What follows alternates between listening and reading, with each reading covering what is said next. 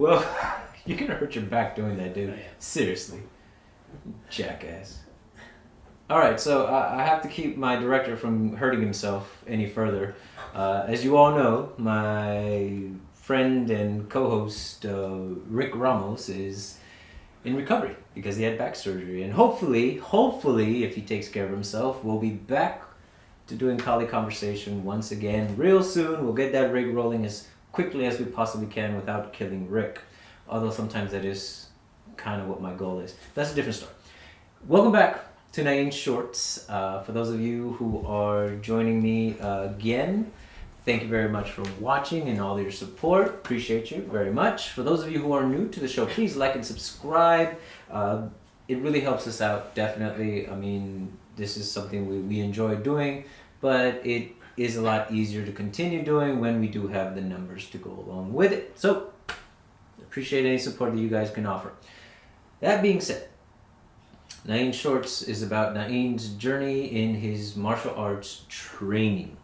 Now, we've reached a point where we are discussing how do we blend ideas, or better yet, how do we blend things that we learn in other arts, whether it's a seminar, whether we cross-train with somebody else, and put it together into something that you, the individual, would use.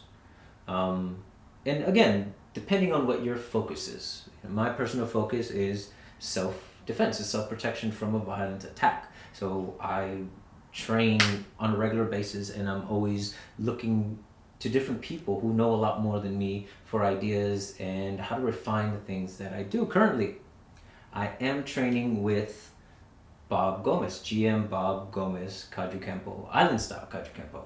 And so I am learning Kaju Kempo now, and we often go to different seminars and collaboratives, such as the VEA Collaborative, which is coming up September 17th, I believe, in Manteca. So look out for that. Check out Facebook page of VEA Martial Arts, or even Mike Cardenas, the host of these particular gatherings, where different instructors come together and share their art. But as fun as those things are, I do have to ask, how much of it do we take with us? And can we really incorporate the things that we learn from these events and other instructors into what we do? And that's what I want to talk about here today. Like I mentioned, I'm doing Kaju Kempo. And as I'm going through the movements, you know, GM Bob says, some of this stuff, it's for the art. It's not as combative as some of the other things that we're going to learn, but it's part of the curriculum, so you need to learn it. And there are other benefits beyond the martial part that they help you develop, you know, balance, coordination, all these things that will help you in a fight. But you have to learn them in a certain way, because that's the art part of it. And a lot of the good instructors will tell you right off the bat, look, this is great, but this isn't how you're going to fight. And in the Bladed Mind, we don't have a lot of those things. We just have more of the mental stuff. We don't have a long list of techniques or drills or that sort of thing. We stick to the most rudimentary movements, and we develop ideas off that. So I spent the last 8.5 years essentially doing this process that we're going to talk about right now. And I think I'm pretty good at it. But there's always more to learn. I don't say I'm the best. There are those who do this a lot better and with less training, because they're naturally talented people, and I hate you. But it's possible to learn. And what I learned in the Bladed Mind is that you take the simplest movements. Once you develop them, you start questioning them. Where and when would you use it? How else can you use it? Why would you use it? So these simple movements, when a stick is in my hand, I'm hitting with a stick. Without it, I'm just moving my hand. It could be a block, it could be a hit, it could be a knife, it could be a cell phone. But the movements are there all the same. It's all predicated on the idea that the human body is just the human body. Arms, legs, torso, head. That's it. That's all we can do. And I think it's a detail we sometimes overlook in the martial arts, probably because of ego, but all martial arts are based on the human body. And if one of you is missing a limb, I'm sorry, I'm not singling you out. It's just that that's where a lot of these arts come from. Footwork, hand movement, that's all it really boils down to. And if we can reduce everything that we do to its simplest terms and break them up as individual pieces instead of one technique, well, how many pieces does that technique have? How many movements can each movement be used independently of the rest of the sequence? And if we can understand that, well, then we can start injecting those things little by little into everything else that we do. Now, the Bladed Mind is based on Filipino martial arts. So we don't have a lot of kicks. In Kaju, there's a good number of kicks that I'm learning, and I'm actually surprised I didn't start kicking sooner, because they're pretty cool. But even Bob Gomez has told me, yeah, they're put in this place to learn them. But would he personally use them in that sequence? Maybe, maybe not. It all depends on the situation. But he has the ability to use them when he wants to. And I think that becomes the key, is because he understands what he can do with them. He can then use them when he chooses to. And I think that's what this process really allows you to do. So when you break it down to its most rudimentary form, then figure out where it could be effective, and then that will give your brain ideas on where else you can use them, or just kind of have it back there so when the moment arises, oh, that's a good place to use that particular move or that particular concept in your fight.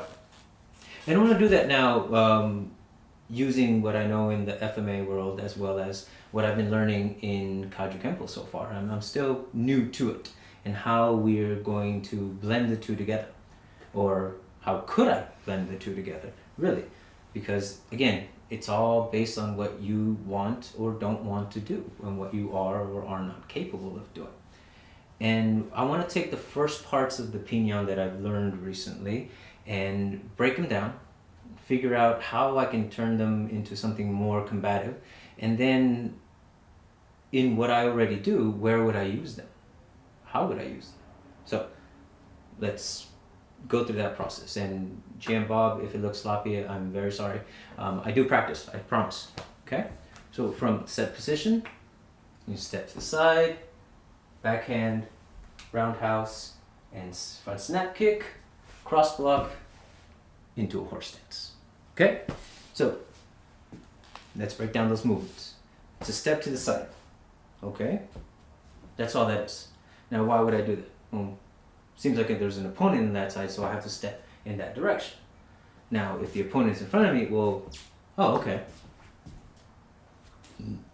And this already reminds me very similar to our triangle footwork in FMA. Okay, so that I know. So that's I'm comfortable with that. If the opponent isn't there, I don't have to turn that way. I can turn towards the opponent or away from the opponent. Bam, footwork. I connected all the arts together now based on that one idea. This, well, its most rudimentary form, it's just an arm extension. That's all that is. Now, what can this become? I'm pretty sure many of you who do martial arts can already imagine all the different things that this one motion can become. A grab, a rake, a poke, a punch, if I so choose. But that's the extension now. What was the purpose of this? Oh, it was probably to hit the guy in the face. Is it to knock him out? No, probably distract them. But also kind of keep them there at the right spot. Why? Because then this punch is going to find its mark a lot easier. You're just bringing it to your hand. So, okay, that's what this is for. That's its intended purpose. So now I know, oh, okay, well, I can just, awesome. The punch. If placed right, that's a knockout. The fight's over. You don't have to do the other pieces. But in Kaju, I learned that, yes, it might be over then, but in case it isn't, here's a few other things you can do along the way that may help you end the fight. Because again, it's not going to be 100% all the time, which means you have to do more. And sometimes it might just work on the first go, and you're like, oh, okay, never mind. I don't have to go through the process of going any further into the idea or technique behind it. So that's what that is. That's what it's for. It's meant to just end it. Now, again, what if I don't want to hit him? Well, then it just becomes another arm extension again. And again, that's all that is, whether open hand or a fist, it's just me extending my hand. All right, so now that part. The kick. We don't do a lot of kicks in FMA, or at least not in the bladed mind, but front snap kick, okay? That's pretty cool. I actually like this kick a lot because it's a good gauge, and that's how I would use it. It's a gauge to understand, okay, there. In the bladed mind though, any point of contact can be a distraction. Oh wow. So now this kick can become my distraction. I don't necessarily have to hurt the person, but if they're thinking, what the hell was that? It takes their mind away from everything else. Oh wow. I was supposed to do this later on. But oh well. I'm blending the two together as we go along. I thought I had to break this down first and then blend them together, but it looks like as I'm exploring the ideas of the concepts, I'm already making attachments to the other things that I know. Because again, this is meant to make contact with the front of your foot, the ball, right below your toes. Now, if you're really good at it, yeah, you can get somebody down there. I don't consider myself very good at it. So I need to supplement something to make it more effective. And what I did, I supplemented the ideas that I've trained in the bladed mind to make this a bit more useful.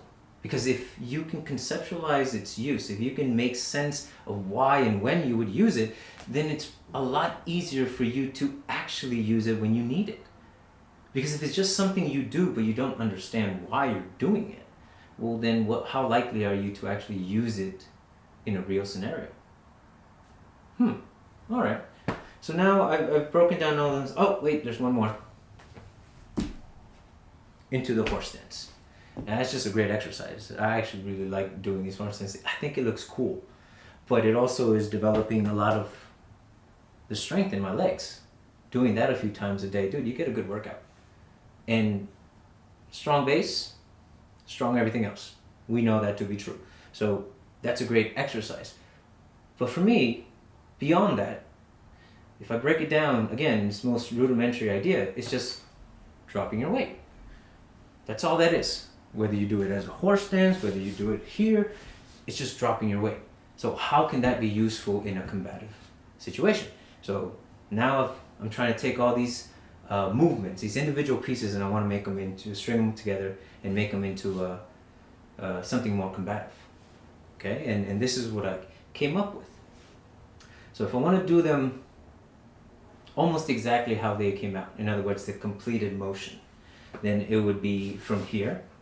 Either I'm raking or slapping somebody's head, but I'm also kind of keeping their arm, the punch that just came in, or maybe they're grabbing me, and I want to keep that there.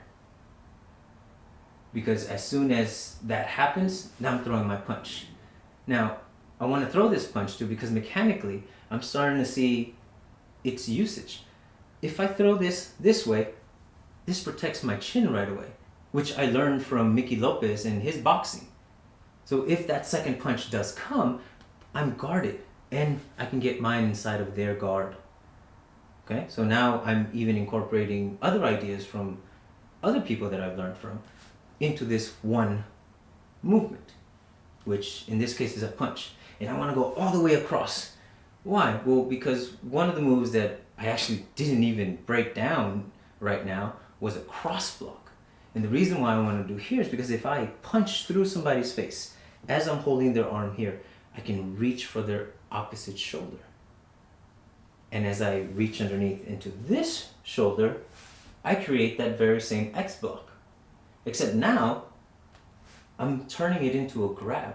It's the same move, but I'm using it just a little bit different to understand what use it has in other places.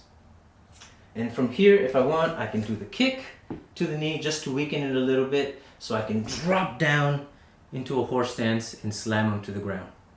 So those are the first bits of the Pignon one that I now, through breaking them down, and figuring out what each individual piece could possibly mean, and it's not the only meaning that those movements have, and then use it combatively. Now I have an understanding. I'm like, oh, okay, sure. No one would fight in a pinon, but those individual pieces could be useful. Because now I can incorporate it into everything else that I do. Now, normally I have sticks, empty hands, we still work. Parry, place, trap. Okay, so now I know, pop, pop, pop. That's very basic. You parry the hand, you bring this up, you bring down, you trap, you punch. Okay? Huba luba for some of you. For us, we just call it parry, place, trap. And again, we use that verbiage to teach the students their possible use for the movements themselves. Because then they can change it. All of a sudden it's parry, scrape. Okay, now how do I incorporate some of the other things that I want to do? Oh, I know. I can parry, I can place, and I throw a front snap kick to that leg to distract. Why? Because then I want to drop the entire weight down. And I can strike the head. Huh. Oh, that's actually really useful. Because again, sure, I may destroy that knee if I get it in there, but if I make enough contact, well, that's just a distraction. Because the moment somebody goes, what? And then they're being pulled down, their brain can't keep up with that. And that's what we've been learning recently and what we've been teaching recently to our students in the Bladed Mind. It's like, how do you mess with their brain? Which means in your side, it's also how do you keep your brain from getting messed with? And while blending things together isn't necessarily a study on how to do that, it does give you a better understanding how you, the individual, look at things. And if you can figure that out, how you look at things, and better yet, how do you change your perspective on things to take something that is maybe not as useful combatively and turn it into something that could be? Well, then you're really looking beyond what was given to you at the beginning, and you can start exploring all the different avenues, all the different possibilities that all the information you have in your head right now is capable of, that you're capable of.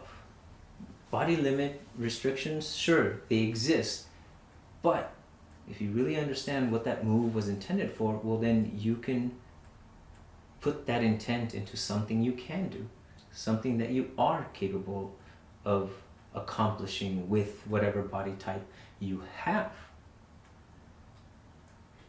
Wow. Then eventually, it won't even be about blending physical movements, because again, the nuances are there. There are some differences in details, but ultimately, 2 hands, 2 feet. So what we're really putting together now is ideas, concepts, the whys behind why people do what they do when they do it. Hey, it was effective for that person. Is it really because of the art that they trained? Or is it because of how the person looks at the art?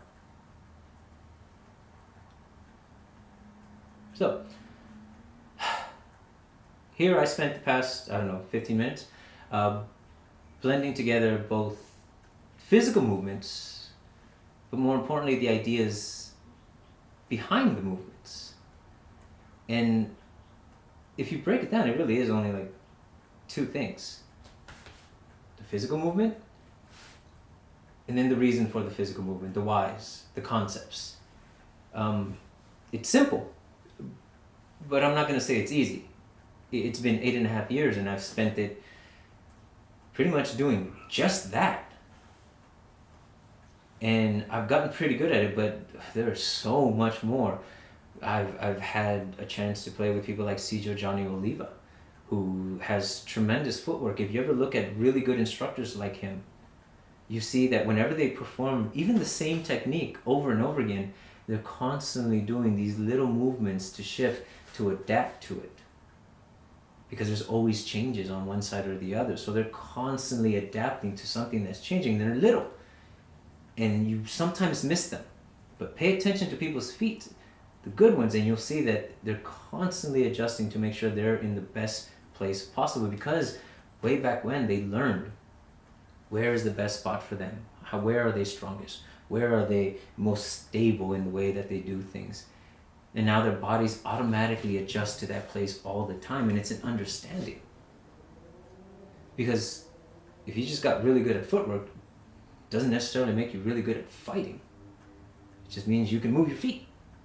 But if you don't know when and where to do it, well, then it's not going to be very helpful to you when you need it.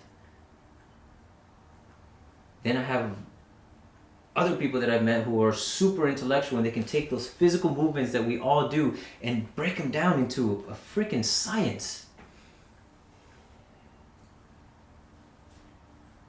I'm trying to blend all of that together within this person. Because again, it's about the individual. It's about you, the person, what you perceive and how you understand things. So hopefully this has shed some light on how you can start blending things together, all the different arts that you have under your belt, all the different things that you've learned along the way, and become, well, the baddest version of you possibly can. Did I say that right? Badass?